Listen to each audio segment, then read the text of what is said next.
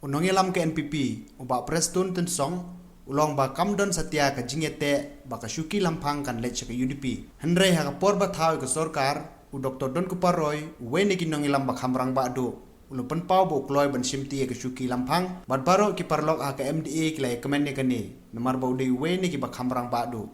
Katkum ke jingong ba Preston, kamdon ke jingete ba ka syuki lampang kan lech ke UDP. Hendrei habajia kum kene ke jingklat no Dr. Don Kupar ke UDP ke don ke hok bandawa habakeli ke ke jing sngo ha ka ba UDP ke lapan pau ba ke ke bahak jong kai ke syuki lampang ba Preston ulong ba compare namar ba kano ke parti ke bodon ha ke MDA ru kilak ban kam Hendrei ke basa ke long ba ke MDA kan ya syong jingyalang ban rai halor ke kam ulong ru ba hadu menta ompat la ban ong ya ke kam lampang ke yeng dorbar namar ba on saya kran lang ha ke MDA ban ya don lang barok ki parlok nadu ke NPP, UDP, PDF, HSPDP, NCP badu MLA Shimen. Hakaju ke por ulakan tajru ban kren halor ke kanong rim baka NPP ke yang hake election siteng samoy ke ban long hasila haki benai ban wan.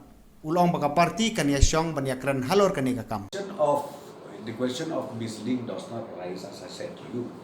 I don't say that they misled anybody, but what I'm saying is right now, we will sit down, we will discuss who will be the next speaker. As the MDA.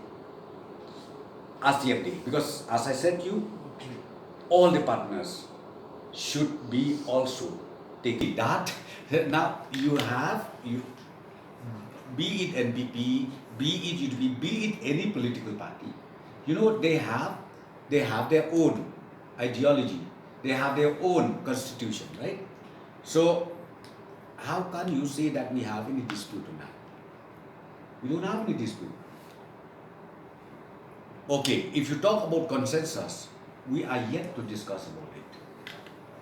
Till today, we don't discuss anything about the consensus. Okay. But what is the mind of the NPP at present? Sorry? What is the mind of the NPP at present? We are yet to exercise our mind also.